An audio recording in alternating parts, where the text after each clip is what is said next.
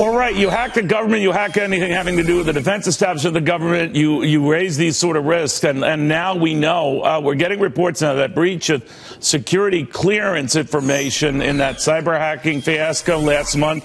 Well, now we're learning from the government that it poses a significant counterintelligence threat. Those are the words they're using, and could compromise the identities of American spies abroad.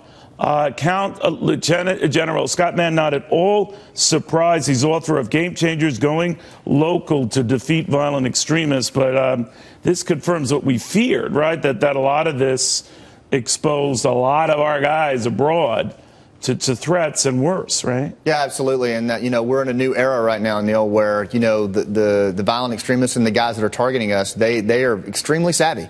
And they're coming at us from all directions. And anything that they can do to compromise us and then exploit that down the road, it's going to happen. And really nothing is safe anymore. It's really getting tough. I just wonder, too, as all of these emails from Hillary Clinton are exposed over her personal server, whether any of this stuff comes up or might have compromised, depending on how many were deemed classified, either then or since, to the kind of stuff they fear now. Yeah, look, I mean, again, the game is changing big time, and unfortunately, when you find something like that out, it could be in some very unfortunate circumstances that you realize that compromise has happened.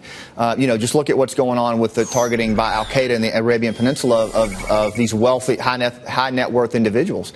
I mean, the game is really changing, and these guys are extremely savvy, and they're broadening their target scope well beyond military targets. And they want those to be American targets. The richer, the better, the more exposed, the more helpful to the United States government, the better. Yeah, look, I mean, I've got a book coming out this week, Game Changers, and one of the things I say in the book is that we might be tired of the global war on terror, but it's not tired of us. These guys are coming at us hard, and they understand the benefits of making us fiscally insolvent. By 2005, 2006, we were spending $16 million for every Taliban killed, and they know that. And Osama bin Laden bragged to a video that all he has to do is take 2 fighters to the east, raise the flag of Al Qaeda, and all the American generals will come.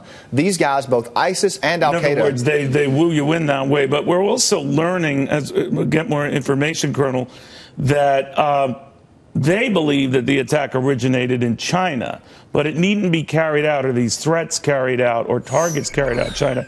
That it could be one of these things where they just sell that to the highest bidder, right? Yeah. Once the information is compromised, it's promulgated all over the network. So whose hands it gets into is anybody's guess. All right, but if you're a terrorist, you're a bad guy, and you're around the world, and the identities of some of these individuals, leaving just the rich guys who are well-known entities and targets, they're exposed. So if you're on operation or doing something clandestine in the Middle East or elsewhere, you're a target. Yeah, and you got to take it very seriously. The will and capacity of these guys to strike at our doorstep is stronger than it was before 9/11.